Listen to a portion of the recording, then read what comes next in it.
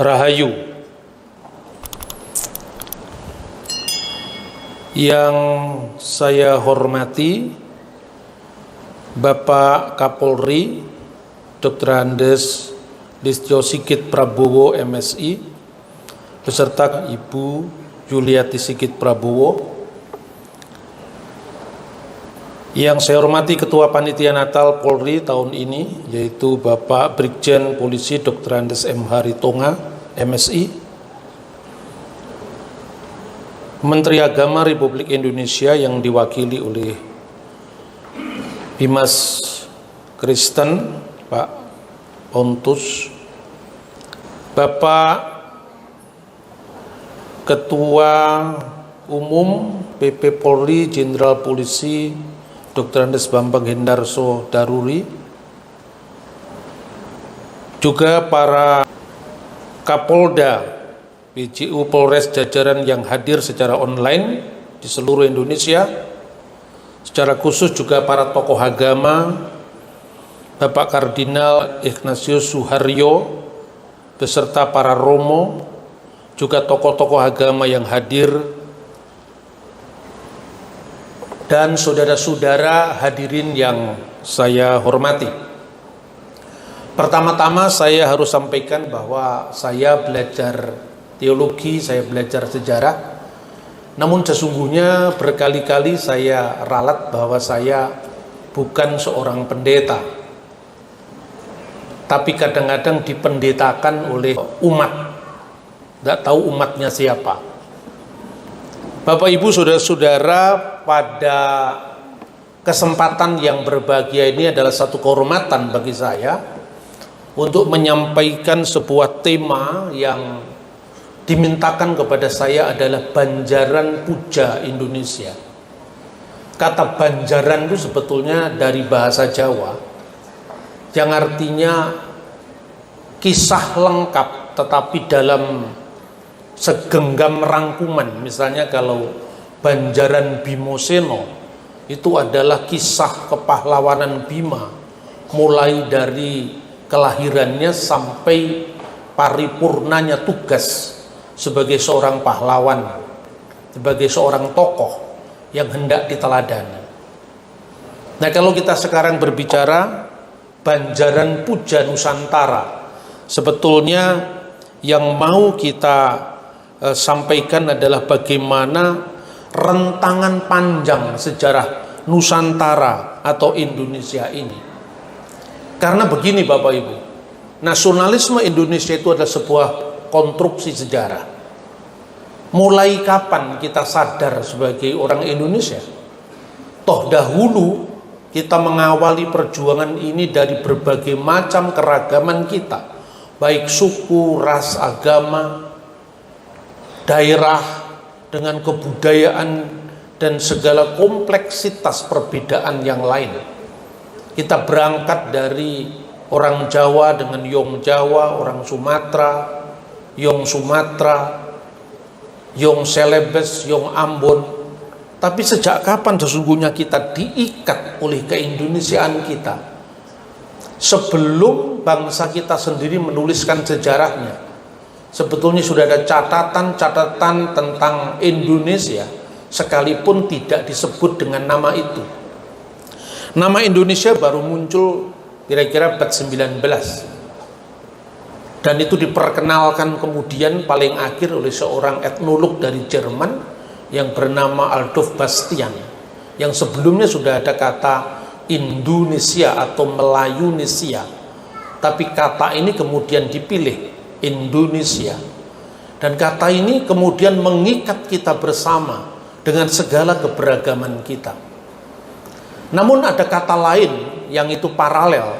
Kalau kata Indonesia itu bahasa Yunani, Indosnesos, tetapi sesungguhnya ada kata dalam bahasa Sanskerta yaitu Dwipantara. Dwipa itu pulau, antara itu di seberang, pulau-pulau di seberang, yang nantinya kemudian diterjemahkan dalam bahasa Austronesia kita yang asli, yaitu Nusantara. Nusa itu artinya pulau, dan itu dipakai di banyak sekali wilayah di negara kita. ada Nusa Penida, Nusa Laut, Nusa Ina, dan itu kemudian mengikat kita bersama. Tatkala istilah itu juga pernah mengemuka lewat seorang tokoh di zaman dahulu, yaitu Sri Kertanegara dari Singasari, ketika membuat Cakrawala Mandala Dwipantara. Tetapi yang ingin saya bagikan di sini adalah, mungkin karena sebuah banjaran saya mencoba untuk mengambil, memetik dari berbagai macam sumber sejarah. Barangkali itu bisa untuk membuat kita bangga menjadi orang Indonesia. Kata seorang Indonesianis yang namanya Dennis Lombard, dia mengatakan bahwa sebuah bangsa yang mewarisi warisan besar kemajemukan di masa lalu, dia akan lebih arif untuk mengelola perbedaan, lebih arif untuk mengelola kemajemukan. Nah, karena ini temanya berkaitan dengan Natal umat Kristiani, maka izinkan saya untuk mengutip sumber sejarah yang paling tua, yang itu nanti bisa direkonstruksikan sebagai sebuah tema besar yang namanya Indonesia. Saya ingin membaca sebuah teks yang ditulis kira-kira pada abad ke-6 sebelum Masehi. Dan teks itu ternyata adalah teks suci dari Sefer Yesayahu atau kitab Nabi Yesaya, yang tercatat di dalam bab 24 ayat 15 sampai dengan ayat 16. Dalam terjemahan Lembaga Alkitab, sebab itu permuliakan Tuhan di negeri-negeri timur, nama Tuhan Allah Israel di tanah-tanah pesisir laut. Dan dari ujung bumi kami dengar nyanyian pujian hormat bagi yang maha adil. Bapak Ibu, mungkin ayat ini sudah ratusan kali kita baca di dalam permenungan-permenungan di gereja, tetapi saya ingin melihatnya di dalam teks aslinya. Di sana ada dua kata yang sebetulnya menarik kita cermati, yaitu kata urim yang diterjemahkan timur. Sebenarnya itu adalah artinya tempat cahaya.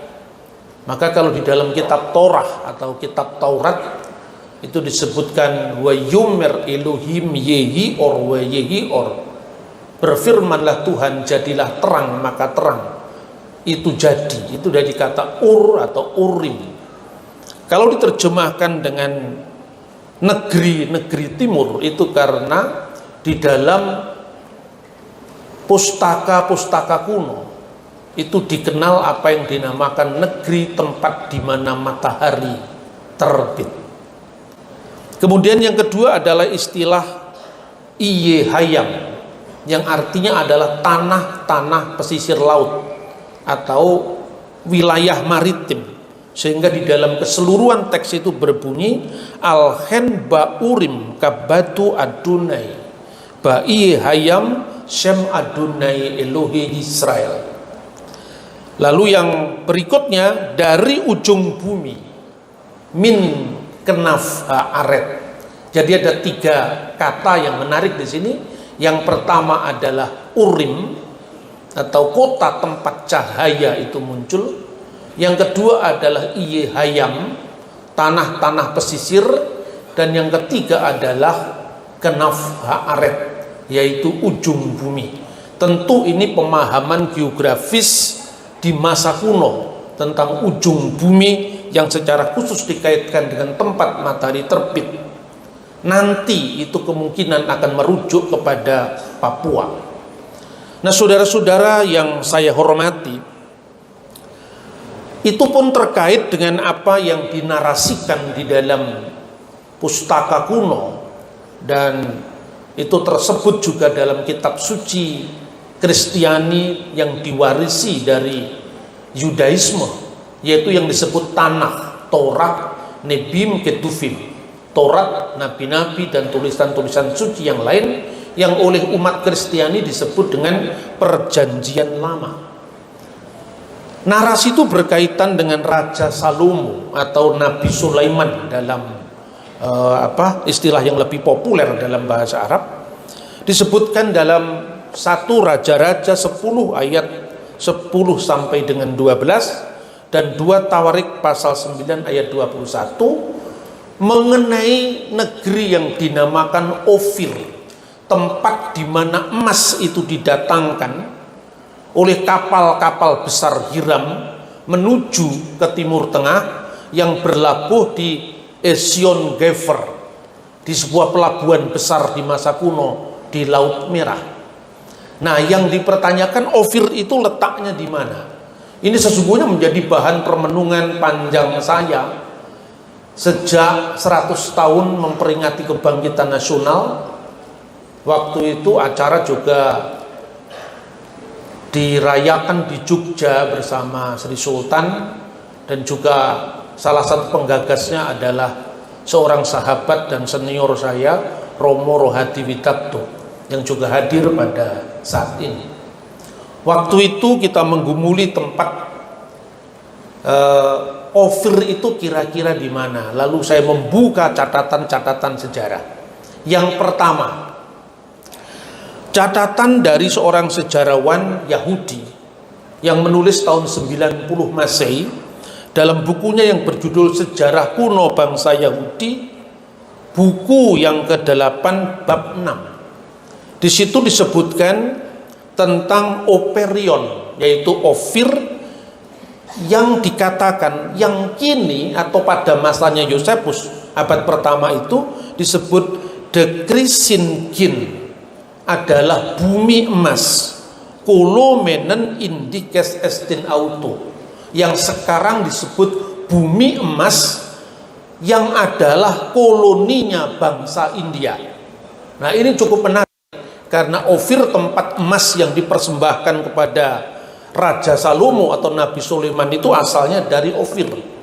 Dan ketika Santo Hieronymus pada abad keempat kira-kira tahun 380 menerjemahkan pustaka suci Alkitab menjadi Vulgata atau Biblia Sacra Vulgata dalam bahasa Latin, yang diterjemahkan selama 26 tahun di kota suci Bethlehem, di mana kata Opir itu diterjemahkan dengan India.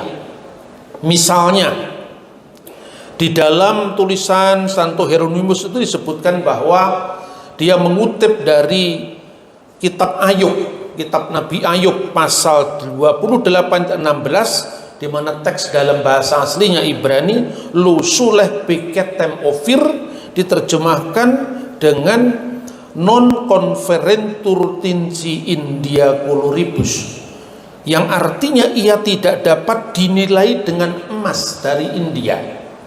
Nah, pertanyaannya sekarang yang menarik kita renungi, apakah benar India adalah penghasil emas di masa kuno dalam jumlah yang besar? Yang pertama-tama kita mendapatkan catatan dari seorang bapak sejarawan dunia yang bernama Herodotus Halikarnassus di dalam bukunya yang berjudul The Histories, yaitu sejarah.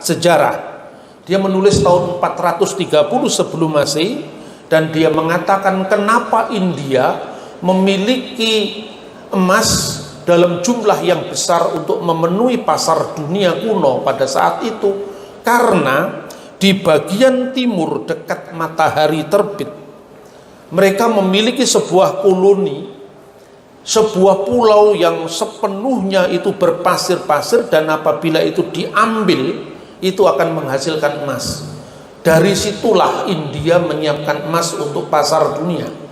Jadi artinya bahwa India sendiri disebutkan memiliki koloni di sebelah timur. Namun pertanyaannya, apakah benar Indonesia itu adalah koloninya India? Nah, saya harus banyak bertanya ini kepada para sahabat dari agama Hindu, khususnya dari para senior, ya, apakah benar Indonesia itu adalah koloni dari India? Saya membaca Srimad Walmiki Ramayana yang ditulis kira-kira tahun 150 Masehi. Ketika Rama kehilangan istrinya, yaitu Dewi Sita, bahasa Jawanya Sinto, Lalu dia mengirim dutanya ke berbagai penjuru, termasuk penjuru timur. Nah, duta itu dipimpin oleh Sugriwa atau Sugriwa.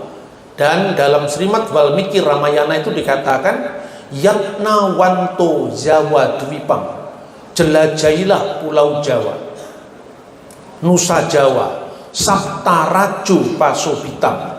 Sapta 7, Raju itu kerajaan, 7 kerajaan atau 7 wilayah kerajaan, Pasobitam sebagai hiasan, Suwarna Rupiah Kadwipam, pulau emas, pulau perak, Suwarna Karamanditam, yang memiliki tambang-tambang emas.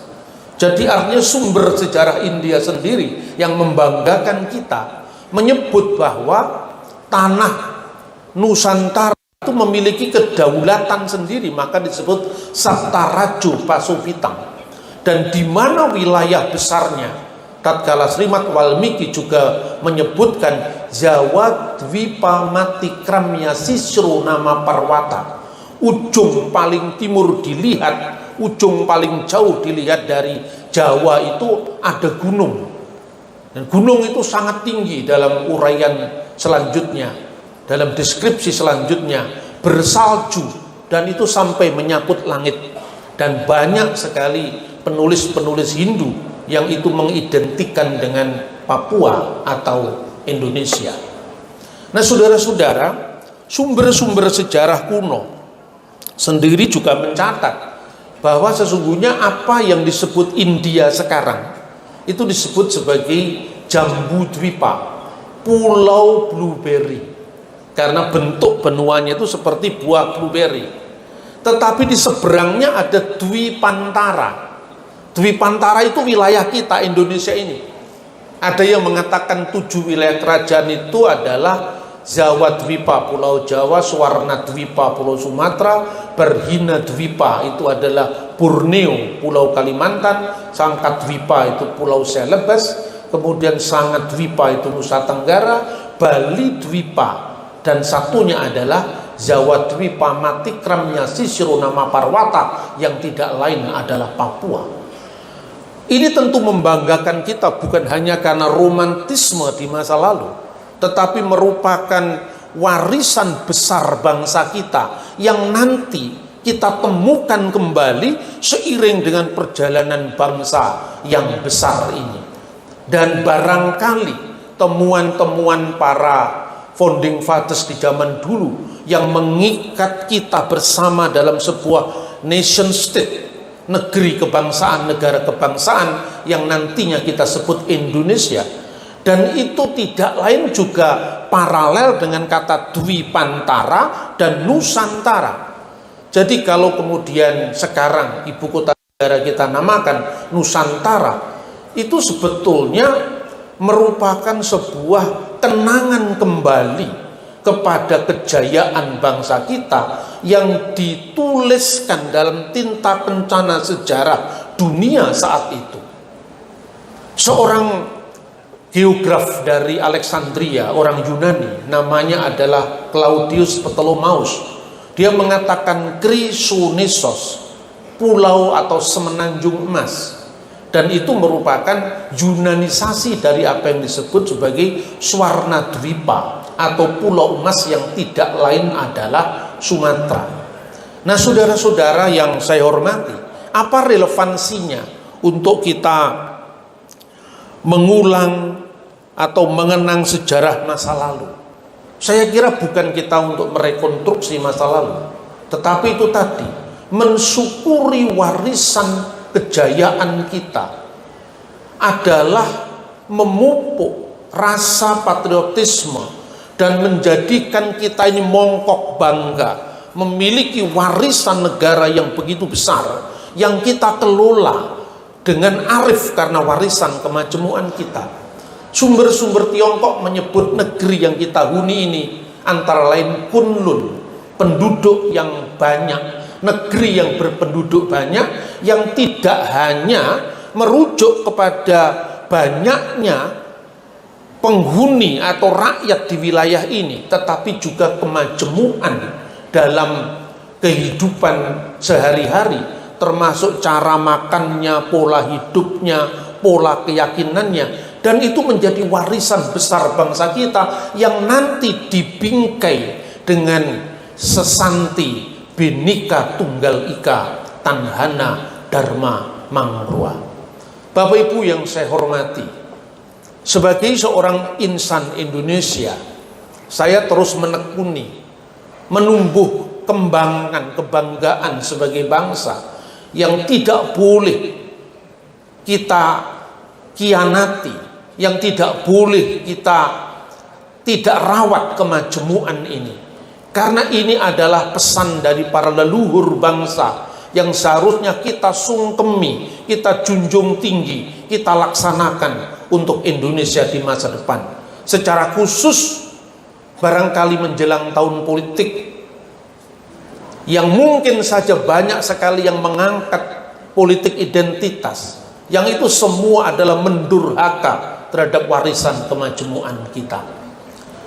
Karena itu saudara-saudara, melalui pesan Natal yang tadi saya kutip, bahkan mungkin itu adalah banyak orang yang bisa berbeda tafsir, tetapi karena konteks Nabi Yesaya berbicara itu adalah nubuatan akhir zaman.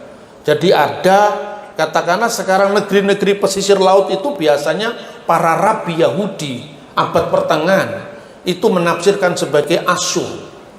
Tetapi karena kalau kita melihat banyak catatan-catatan kuno seperti Herodotus, bapak sejarawan dunia itu, seperti Claudius Ptolemeus, Srimad Walmiki Ramayana, Purana-Purana suci Hindu, Pustaka Jataka dari Buddhis, dan juga sumber-sumber India yang lain, serta sumber Yunani, Romawi, maka patut berbanggalah kita sebagai bangsa Indonesia.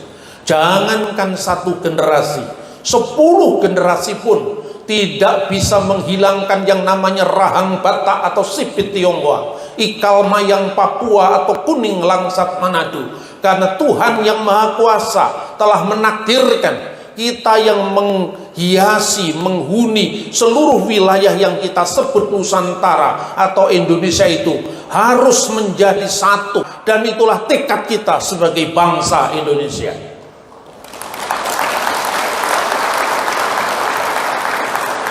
Terakhir saudara-saudara, saya ingin membingkai apa yang saya sampaikan ini dengan sebuah bentuk tembang mocopat.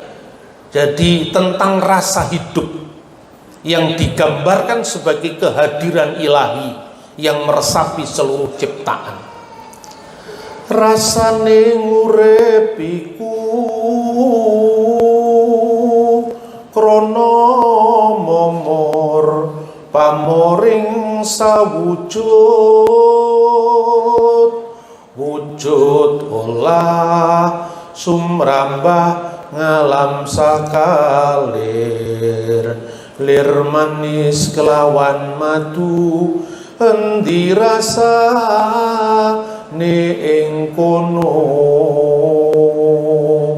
Jadi rasa hidup saudara-saudara itu berada di mana-mana karena merupakan cerminan dari kehadiran Tuhan. Baik itu adalah kehidupan insani dan kehidupan seluruh hayati, itu semua bersaudara. Bukan hanya apa yang disebutkan muamalah ma'al kholik, tapi muamalah ma'anas dan muamalah ma'al makhluk. Semua itu adalah bersaudara. Kata teman-teman Hindu Tattwam Asi. Karena pemahaman seperti inilah tahun 1894 ditemukan Kakawin Negara Kertagama. Diterbitkan kemudian tahun 1902. Dari kitab ini kita dapat memperoleh kata Pancasila. Pancasila ya gegenten teteki hayuwalupa. Pancasila hendaklah dipegang teguh dan jangan sampai dilupakan. Dari kitab ini pula kita mengenal salam keramat kita merdeka, mahardika. Dan juga saudara-saudara, penemuan ini menunjukkan sebuah wilayah yang kemudian mengikat para founding fathers kita mewarnai perbincangan-perbincangan di BPUPKI tentang wilayah Indonesia. Jadi secara berurutan, lahirnya Budi Utomo tidak lain disemangati oleh penemuan negara Kertagama, sehingga R. Supomo mengatakan seandainya kakawin ini tidak ditemukan, mungkin Budi Utomo tidak berdiri. Dan yang kedua, penemuan Candi Borobudur pada zaman Raffles. Lalu dia mengatakan, di mana budi utama kita yang mulia itu, yang pernah melahirkan sebuah prestasi besar peradaban, membangun Borobudur, membangun Prambanan.